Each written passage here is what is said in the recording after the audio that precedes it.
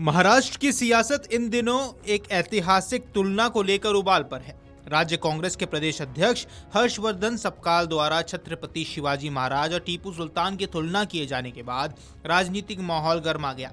इस बयान ने न सिर्फ राजनीतिक दलों के बीच तीखी बयानबाजी को जन्म दिया, बल्कि कई स्थानों पर विरोध प्रदर्शन भी शुरू कर दिया। मुद्दा ऐतिहासिक व्यक्तित्वों की व्याख्या से जुड़ा है, लेकिन इसके राजनीतिक मायने वर्तमान सत्ता और विपक्ष के बीच टकराव को और ज्यादा तेज कर रहे हैं। दरअसल विवाद की शुरुआत तब हुई जब हर्षवर्धन सपकाल ने एक कार्यक्रम में कहा कि जिस प्रकार छत्रपति शिवाजी महाराज ने विदेशी ताकतों के खिलाफ संघर्ष किया, उसी प्रकार टीपू सुल्तान ने भी अंग्रेजों के विरुद्ध लड़ाई लड़ी। उनके इस बयान को भाजपा और उनके समर्थकों ने शिवाजी महाराज के गौरव से जोड़ते हुए आपत्तिजनक बता दिया। भाजपा नेताओं ने इसे महाराष्ट्र की अस्मिता का अपमान करार दिया और कांग्रेस से सार्वजनिक माफी मांगने की मांग कर दी।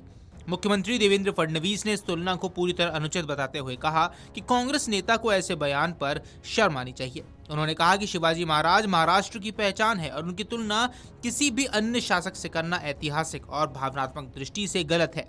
भाजपा नेताओं का कहना है कि कांग्रेस वोट बैंक की राजनीति के तहत इतिहास को तोड़ मरोड़ कर पेश कर रही है।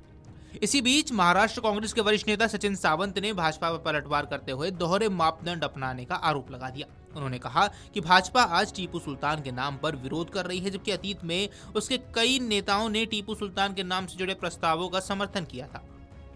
सावंत ने उदाहरण देते हुए कहा कि वर्ष 2012 में अकोला नगर निगम में भाजपा नेता विजय अग्रवाल ने एक हॉल का नाम टीपू सुल्तान के नाम पर रखने का प्रस्ताव रखा था। इसी तरह 2013 में मुंबई के एम ईस्ट वार्ड में एक सड़क का नाम टीपू सुल्तान के नाम पर रखने का प्रस्ताव को भाजपा पार्षदों ने समर्थन दिया था।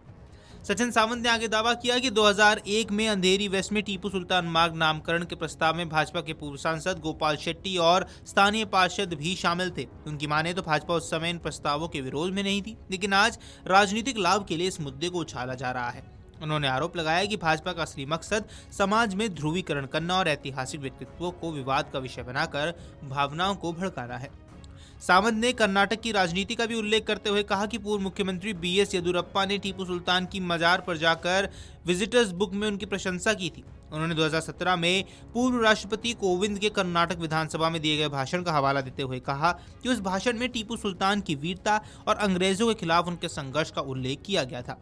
सावंत के अनुसार इतिहास को एकांगी तरीके से नहीं देखा जाना चाहिए, बल्कि उसके विभिन्न पहलुओं को भी समझना आवश्यक होता है। साथ ही कहा कि टीपू सुल्तान के बारे में इतिहासकारों की राय एक समान नहीं है।